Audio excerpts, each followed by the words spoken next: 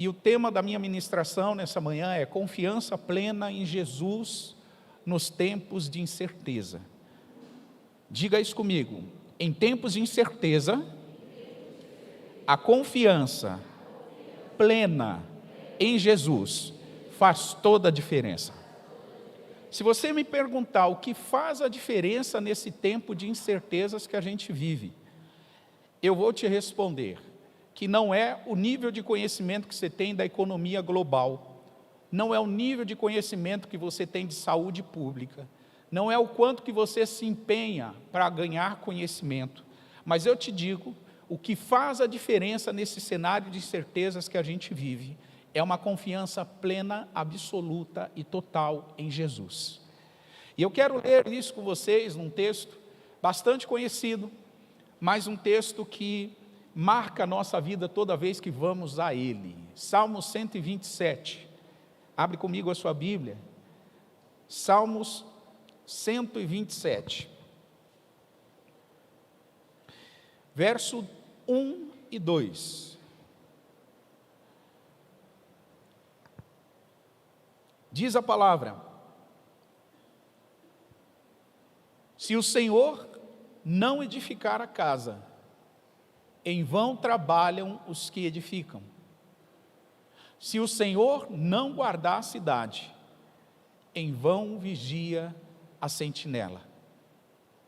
Inútil vos será levantar de madrugada, repousar tarde, comer o pão de dores, pois assim dá ele aos seus amados o sono. Você pode repetir essa parte final do versículo comigo? Diga assim: ele dá o sono, o descanso aos seus amados. Diga comigo: eu sou o amado dele. Ele me dá descanso. Você diz amém? Confiança plena em Jesus em tempos de incertezas.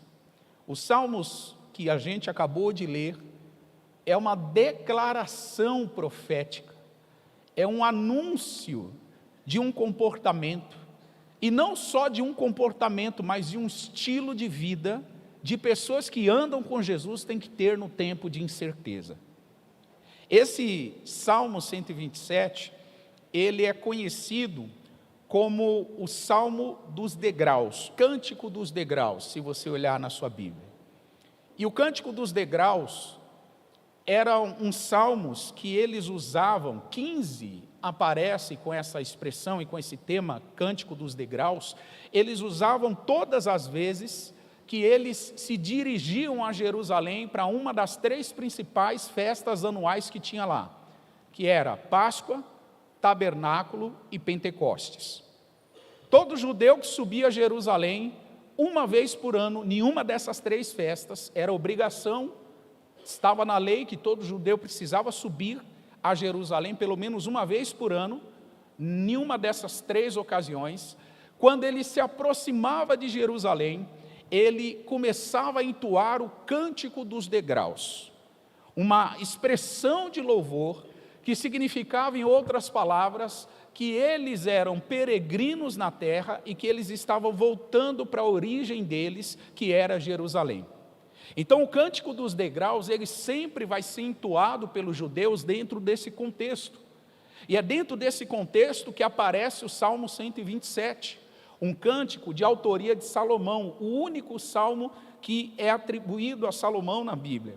E nessa ocasião, a gente percebe que ele faz uma declaração de confiança total em Deus, apesar das incertezas. Se eu fosse perguntar a você, se nós vivemos num mundo de incertezas, eu acho que a sua resposta seria sim ou não, gente? Que mundo de incertezas que a gente vive? Qual é o resultado da eleição de hoje? Não sei. O que vai te acontecer daqui a meia hora? Não sei. O que você vai comer no almoço? Alguns já sabem. Já sei, pastor, o cardápio está pronto. O almoço ficou mais ou menos preparado em casa. A gente não tem certezas absolutas. Porque nós vivemos num mundo de incertezas. Incerteza na política, incerteza na economia, incerteza na educação, incerteza na saúde pública. Países que, estatisticamente falando, estavam melhorando a saúde pública antes da pandemia, depois da pandemia ficou pior do que o Brasil. Olha que incerteza, gente. Países que estavam melhorando o seu sistema público de saúde, depois da pandemia ficou pior do que o Brasil. Economias mundiais, dou exemplo, Estados Unidos, Canadá, Espanha, França, que eram top na economia, hoje, se você pega o gráfico, eles estão atrás do Brasil. O Brasil está acima de algumas das principais economias do mundo. Olha que cenário de incertezas. Quem investia em alguma coisa que dava muito dinheiro semana passada, essa semana não está dando mais dinheiro, está perdendo dinheiro. Incertezas. Então, para nós, povo de Deus, a gente precisa se familiarizar com uma sociedade de incertezas. Me assusta quando eu vejo o povo de Deus sendo muito abalado pelas incertezas que há no mundo. Me assusta, porque as incertezas fazem parte de uma realidade de toda pessoa que anda com Deus. Incertezas no cenário e na situação, jamais em Deus. Então, o Salmo 127, ele é essa composição, ele é esse cântico, ele é esse hino, essa declaração profética de que Deus é o Senhor absoluto sobre toda e qualquer situação. E dentro desse contexto eu quero fazer duas afirmações aqui nessa manhã. Número 1, em tempos de incertezas, a fragilidade humana é exposta. Uma das lições que a gente aprende com tempos de incertezas é isso, gente, a sua fragilidade vai ficar exposta. A minha fragilidade vai ficar exposta. A fragilidade do mundo vai ficar exposta. Ninguém vai deixar de ser exposto em um cenário de incertezas. Então, se há algo que você precisa aprender a se familiarizar, é sobre a sua exposição. Exposição em que sentido? No sentido de expor a sua fragilidade. As pessoas que melhor estão lidando com esse cenário mundial, com esse impacto nas emoções, com esse impacto na saúde pública, com esse cenário de impacto para onde você olha, as pessoas que estão lidando melhor com esse cenário, são as pessoas que não têm medo de expor o quão frágeis elas são. E em contrapartida, o contrário também é real. Sabe quem mais está sofrendo? As pessoas que acham que não são frágeis. As pessoas que estufam o peito assim e falam, eu sou forte, eu consigo, eu vou. São as pessoas que mais estão sofrendo nesse tempo. São as pessoas que mais estão patinando nesse tempo. Porque em um cenário de incertezas, uma coisa inegociável é isso, a fragilidade humana vai ser exposta, minha gente. A fragilidade humana vai ser exposta, não tem super-herói. Não existe herói. Um compositor cristão, totalmente fora das escrituras, compôs uma canção horrível, de contexto bíblico, dizendo que nós somos X-Men. Ai, Jesus. Horrível. Não existe herói. Não tem herói. A Bíblia de Gênesis a Apocalipse escancara a fragilidade humana. O quanto que nós somos frágeis. E nós precisamos aprender a se familiarizar com isso para sofrer menos.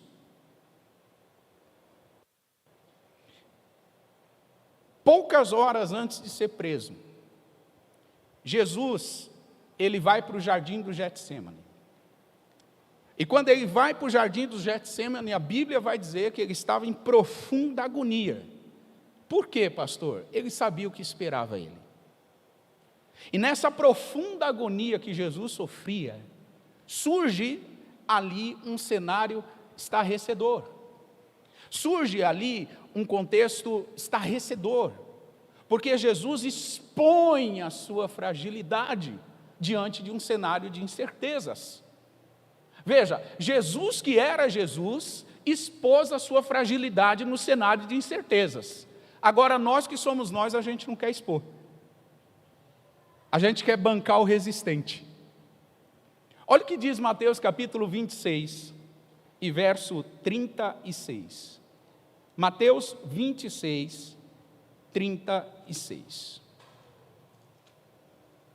Então chegou Jesus com eles a um lugar chamado Getsêmani e disse a seus discípulos: assentai-vos aqui, enquanto eu vou além orar. E levando consigo Pedro, os 2 filhos de Zebedeu, ele começou a fazer o que, gente? Jesus estava triste, igreja. O que mais que Jesus estava? Jesus estava angustiado. Isso é coisa de gente forte ou de gente frágil? Eu vou repetir a pergunta. Tristeza e angústia é a atitude de gente que banca o forte ou de gente que expõe a sua fragilidade? Segue o texto, não parou por aí a exposição de Jesus, isso é só o começo da exposição dele. Então lhes disse: a minha alma está cheia de tristeza até a morte. Eita! Alguém olha para isso e diz: pastor, será que foi Jesus mesmo que falou isso? Jesus estava com uma tristeza tão profunda, que ele estava dizendo que essa tristeza era ânsia de morte. A dor, a angústia de ver a morte se aproximar. E aí ele faz um pedido. Esse pedido me impressiona, irmão. E esse pedido aqui, se você tem dúvida da fragilidade de Jesus, agora não fica dúvida nenhuma. Porque ele faz um pedido para os 12 discípulos que ele escolheu. Em outras palavras, para aqueles a quem ele exercia autoridade. E ele diz para esses 12 o que, irmãos? Fica aqui comigo. Vigia comigo. Em outras palavras, eu preciso da companhia de vocês. Fica aqui. Não me deixa sozinho, não. Eu estou parafraseando, mas é isso que Jesus quis dizer. Fica aqui comigo. Eu estou angustiado. Eu estou triste. Eu estou abatido. A minha alma dói, porque a ânsia da morte se aproxima. Fica comigo, eu preciso de companhia nesse momento. Se isso não é expor fragilidade, então o que é? Responda aí. Se isso não é expor a fragilidade, o que é? Verso 39. E indo um pouco adiante, prostrou-se sobre o seu rosto, orando e dizendo: meu Pai, se é possível, passa de mim este cálice. Todavia, não seja como eu quero, mas como tu queres. Versículo 40, vocês podem ler? 1, 2, 3.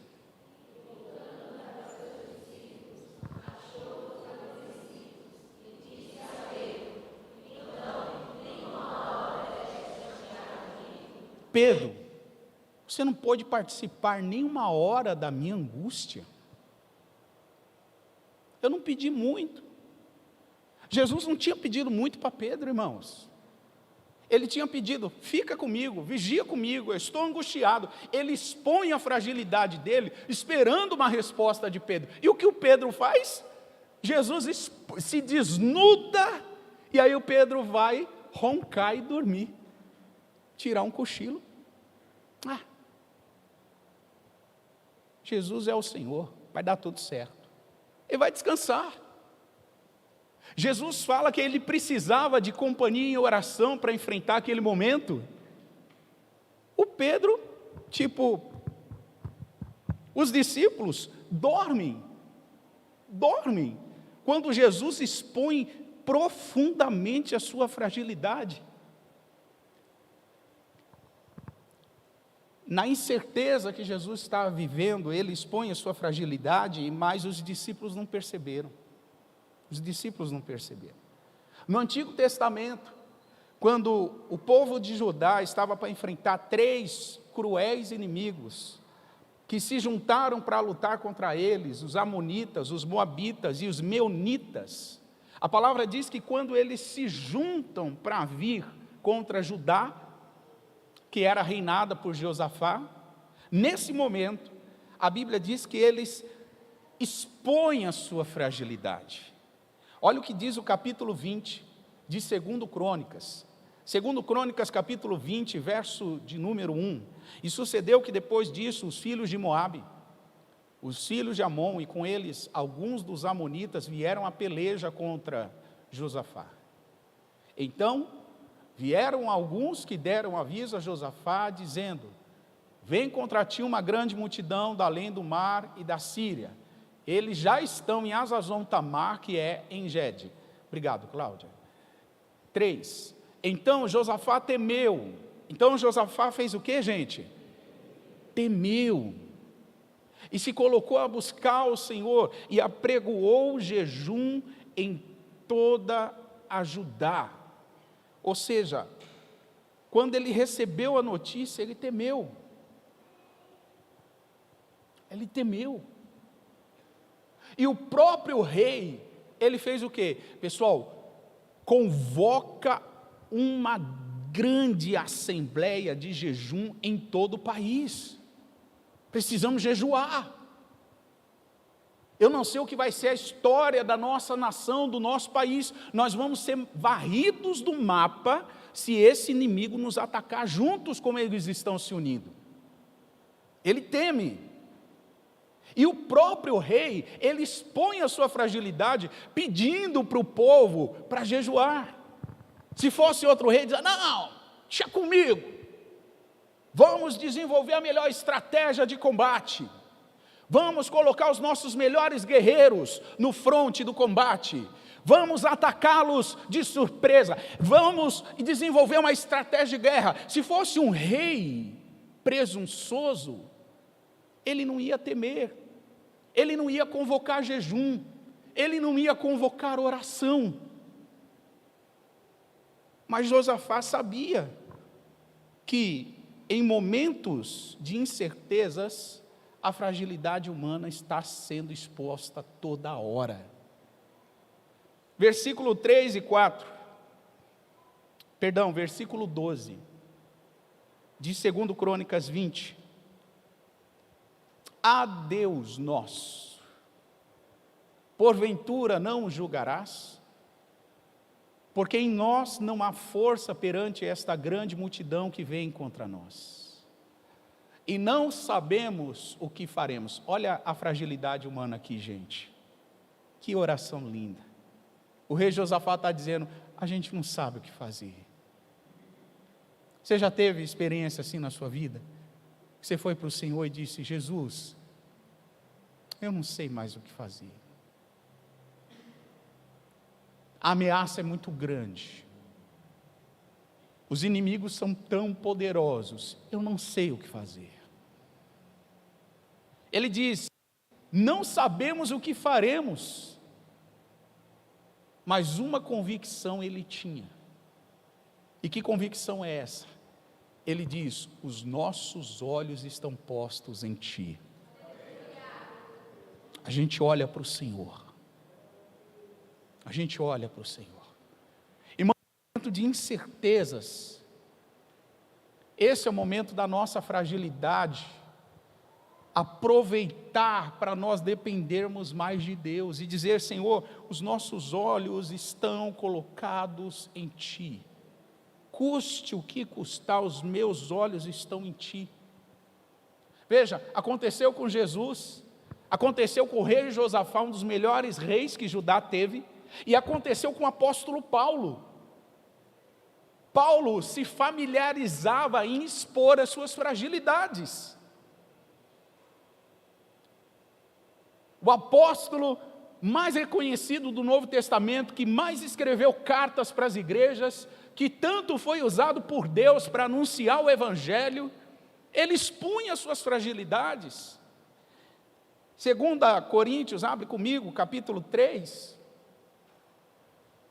e versículo 4 a 6.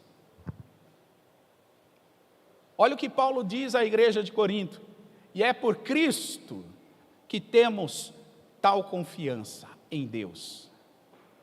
Não que sejamos capazes por nós de pensar alguma coisa como de nós mesmos, mas a nossa capacidade vem de Deus. Sabe o que Paulo está querendo dizer? Nos tempos de incertezas, a capacidade que nós temos vem dos céus, vem dEle. É Ele que nos capacita, é Ele quem traz sabedoria, discernimento, graça, autoridade, força, renovo. É Ele que fala aos nossos corações, é Ele que confirma a nossa identidade de filhos, é Ele que diz que a tempestade pode assolar a nossa embarcação, como pregou pastor Henrique domingo passado, mas nós não seremos atingidos. É Ele que diz que se passarmos pela água, Ele estará conosco, pelo fogo não nos queimará. É Ele quem nos diz. Então, nos tempos de incerteza, a nossa confiança, a nossa capacidade de lidar com o cenário vem de Deus, vem dos céus. Agora, eu gostaria que você perguntasse para a pessoa que está do seu lado. Diga para a pessoa que está do seu lado: Paulo, Josafá e Jesus tinham fraquezas. Você não tem? É porque tem crente que parece que não tem, irmão. Tem crente que parece que não tem. Não. Comigo, não. Com os outros. Não. Com você aí, ó. Comigo, não. Comigo não pode. Comigo ninguém pode. Como, irmão? Eu só trouxe, eu pesquei 3 personagens. Se você olhar de Gênesis a Apocalipse, você vai ver uma multidão de personagens. Vai ver Abraão, vai ver Isaac, vai ver Jacó, vai ver um monte de gente expondo suas fragilidades, e expondo. Talvez a sua pergunta é: pastor, para que expor a minha fragilidade? Aí vem a segunda afirmação que eu quero fazer nessa manhã. Nos cenários de incerteza, quando a gente expõe a nossa fragilidade, esse cenário de incerteza se transforma num ambiente perfeito para a gente crescer na dependência de Jesus. Perfeito. Esse é o cenário, irmão, que a gente aprende a depender mais dele. É verdade que algumas pessoas na pandemia, elas se esfriaram na fé. É verdade que algumas pessoas na pandemia se distanciaram de Deus. É verdade que algumas pessoas na pandemia, elas estavam no exercício do ministério e abandonaram o ministério. Mas também é verdade que no meio da pandemia, muita gente aprendeu a depender de Deus. Muita gente cresceu na sua espiritualidade. Muita gente está mais próximo de Jesus do que quando começou a pandemia. Muita gente conhece mais a Bíblia e está em mais intimidade com Jesus do que estava no começo da pandemia. Por quê? Porque esse cenário de incertezas, ele é perfeito para a gente aproveitar e crescer na nossa dependência de Jesus. Vários episódios bíblicos, eles apontam isso, que o cenário de incertezas, ele produz uma oportunidade de crescimento na dependência de Cristo, nas batalhas que a vida vai oferecendo. Dá uma olhada no texto de Provérbios, capítulo 21. Provérbios, capítulo 21, também escrito por Salomão, que escreveu o Salmo 127. Olha o que diz o Provérbios 21, verso 31. Vocês podem ler? 1, 2, 3.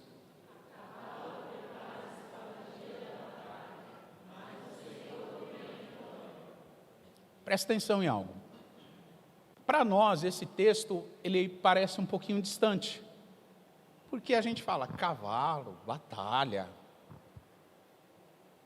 A gente fica meio assim, moscando, né? Quando lê um texto desse. Mas pensa comigo, quem está falando isso é Salomão. Salomão, ele era o que, gente? Rei de Israel. E como rei, um dos principais recursos que o rei tem é o seu exército.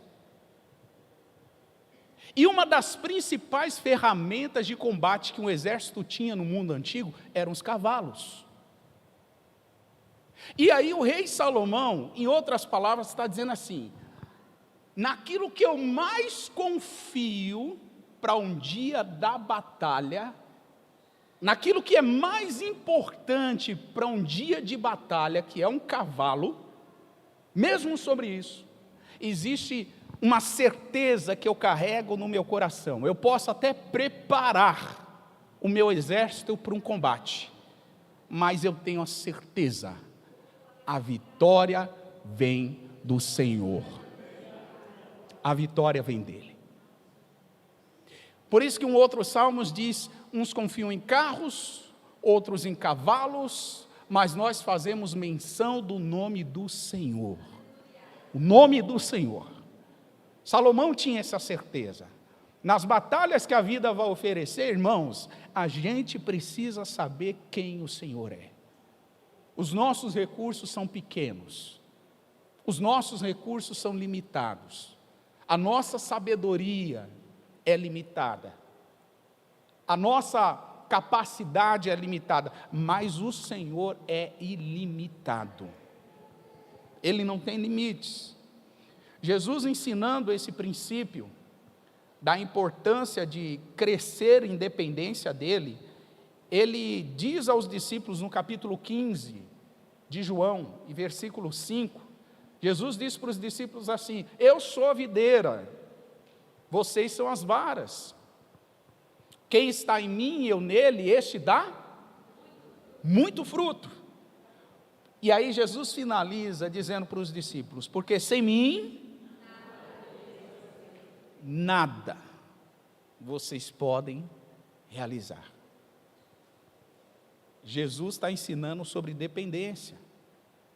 Está dizendo para os discípulos: ei, aprendam que o segredo da vitória é estar em mim e eu em vocês. O segredo da vitória não é o seu recurso, não é a sua capacidade. O segredo da vitória é o nível de intimidade do seu relacionamento com Jesus. É isso que ele está dizendo para os discípulos. Vocês vão frutificar, vocês serão varas frutíferas, se estiverem em mim, mas reconheçam, sem mim, nada feito. Nada feito. Esse texto faz eu pensar, irmãos, sobre a quantidade de pessoas que andam com Jesus, mas não desenvolvem um relacionamento íntimo com Ele. Esse texto me faz pensar a quantidade de pessoas que estão atrás de um milagre, mas não estão atrás de Jesus.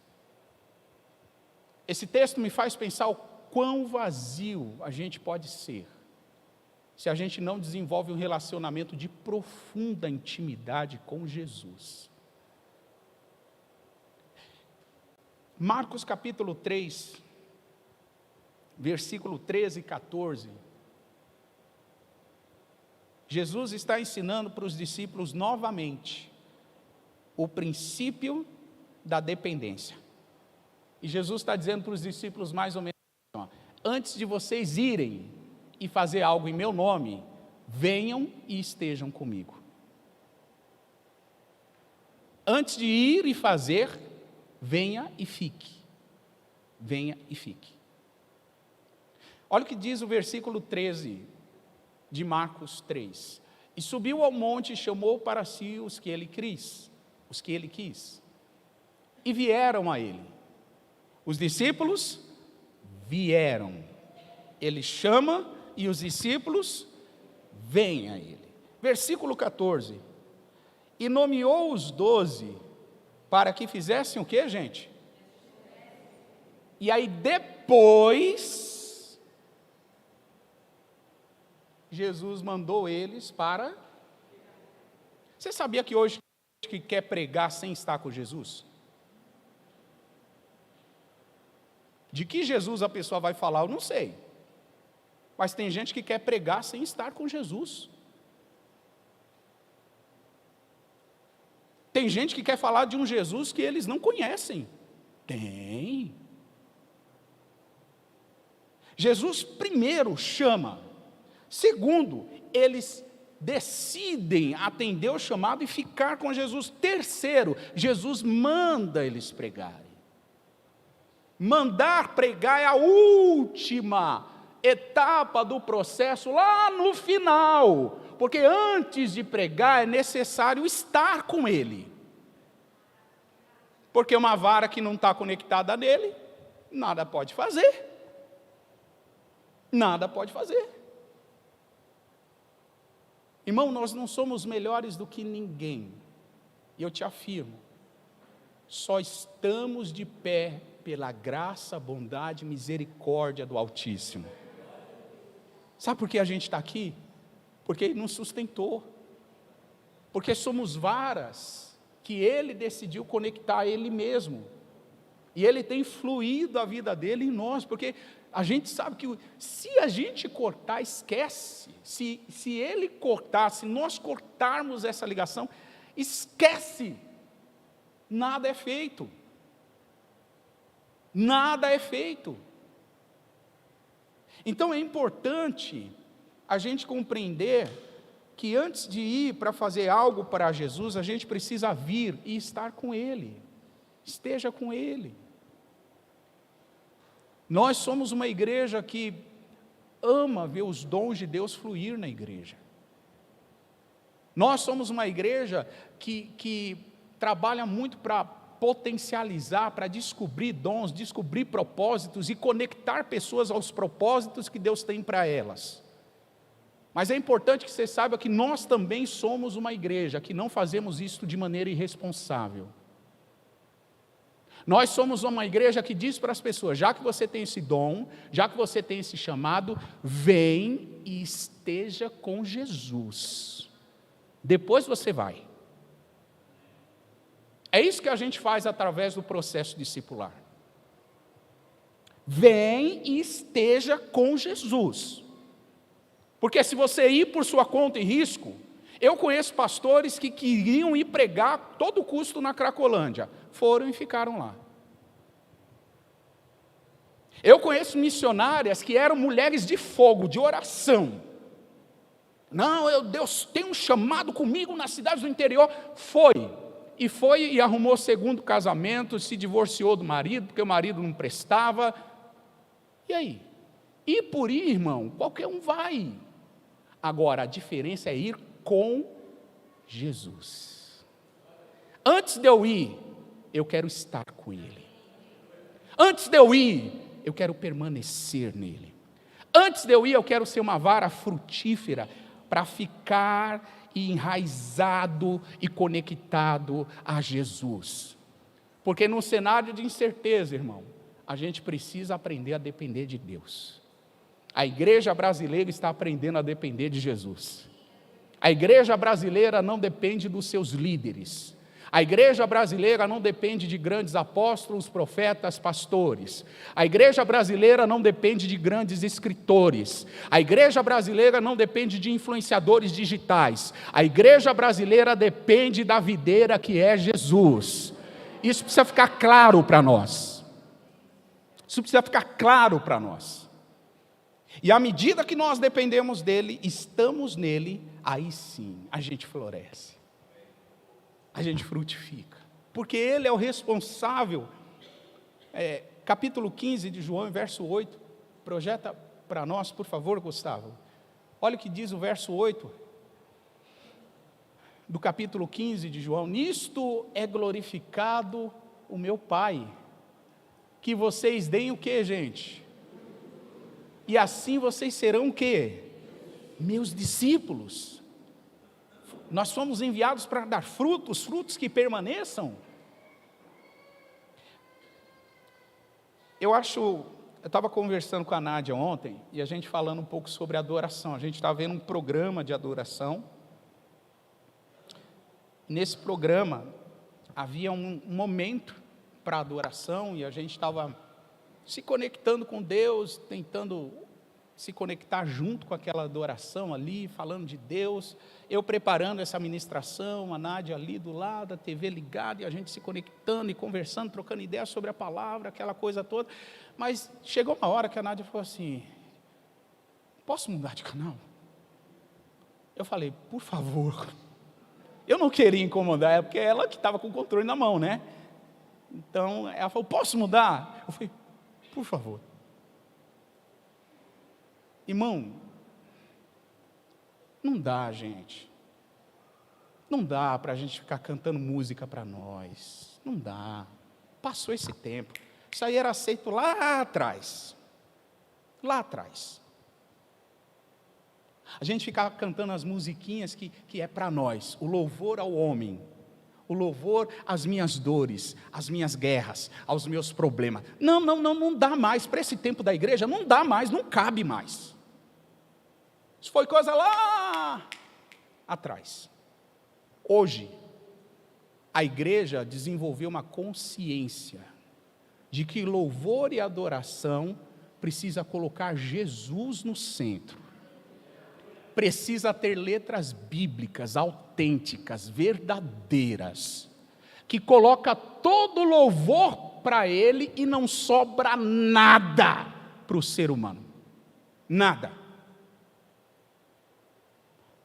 E à medida que a gente ouvia, nós repercutimos conversando sobre uma frase, e aí eu falei: Nádia, é bem verdade o que alguém falou, que eu não sei quem falou isso, mas se vocês souberem, atribuam aí a autoria.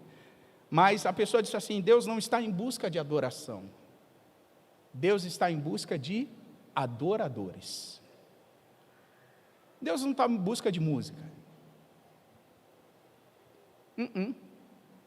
O nosso ministério de louvor, nosso ministério de dança, a gente louva a Deus e ama o que Deus tem feito na vida deles, mas Deus não quer a música ou a dança que elas produzem. Não.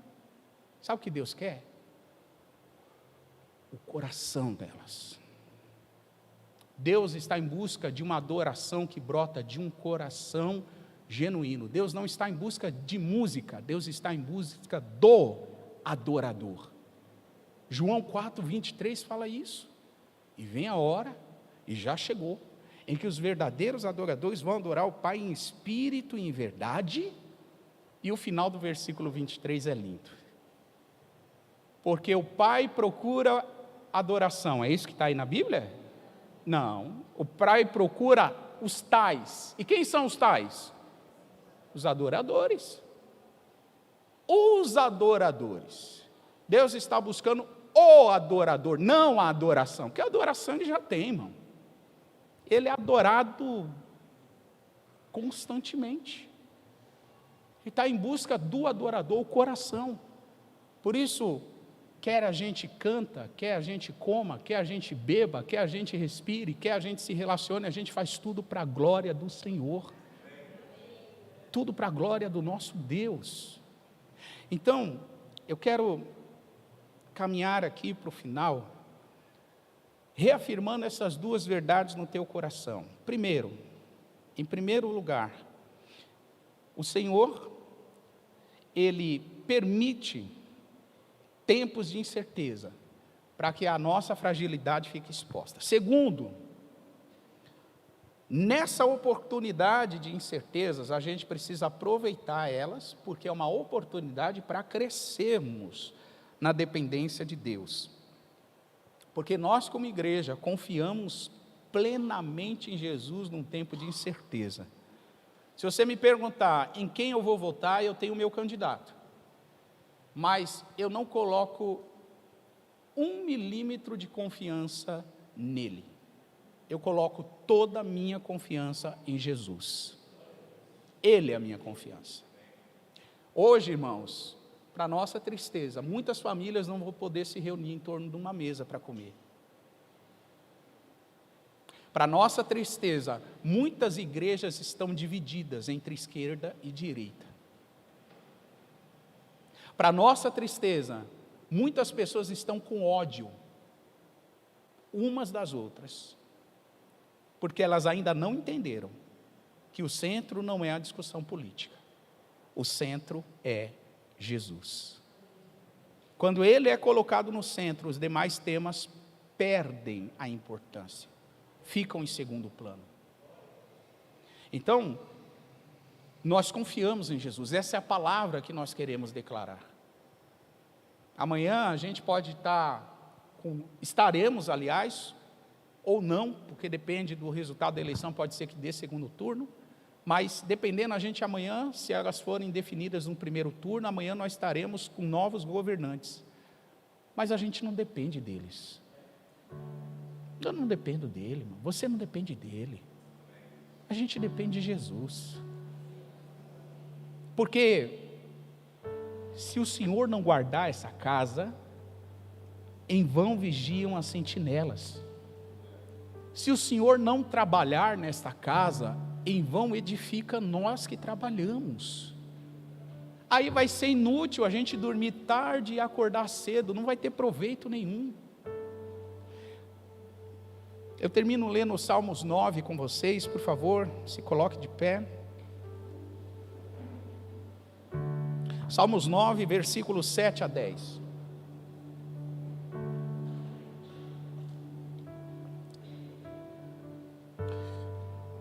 Mas o Senhor está assentado perpetuamente. Ele já preparou seu tribunal para julgar. Ele mesmo julgará o mundo. E ele não vai julgar conforme a esquerda, a direita ou o centro. Ele vai julgar o mundo com justiça. Ele mesmo julgará os povos com retidão. Agora pega essa palavra para você, meu irmão. O Senhor será também um alto refúgio para o oprimido, um alto refúgio nos tempos de angústia.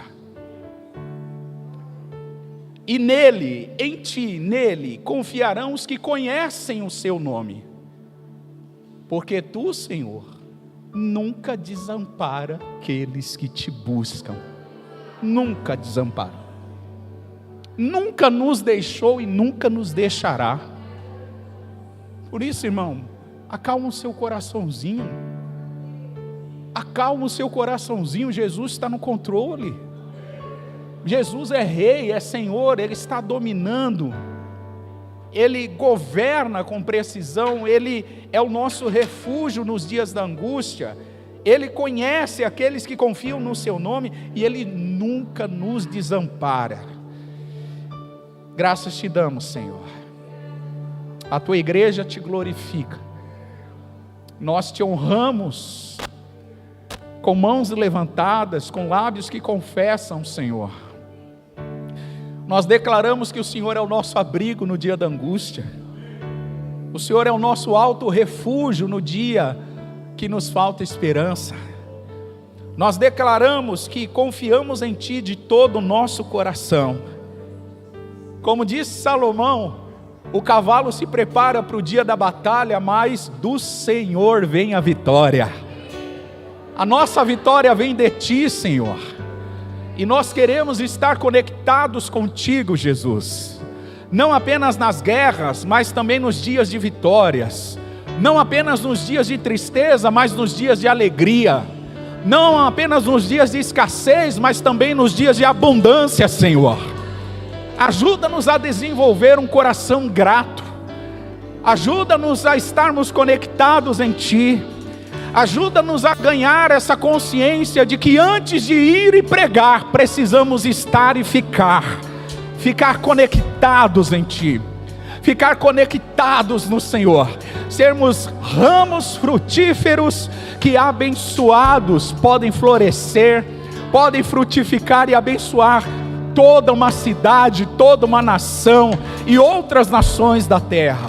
Pai, eu te agradeço por essa manhã, te agradeço por podermos nos reunir aqui, nesse segundo dia de outubro. Pai, nós celebramos ao Senhor tudo que nós vivemos no mês de setembro, mas também nós já te agradecemos por aquilo que viveremos nesse mês de outubro, Senhor. Recebe a nossa adoração, recebe o nosso cântico espontâneo, recebe as nossas palavras de amor, recebe, Senhor, tudo que viemos derramar diante dos teus pés, porque tu és digno, Senhor, tu és honrado, tu és o Rei das nações, tu és engrandecido nos céus. Glória ao Senhor, glória ao Senhor, glória ao Senhor. Erga suas mãos em adoração, em gratidão, e se você pode, continue soltando palavras de louvor ao nosso Deus. Ele está em busca dos adoradores, Ele está em busca dos adoradores. Vamos adorá-lo, vamos expressar o nosso amor a Ele.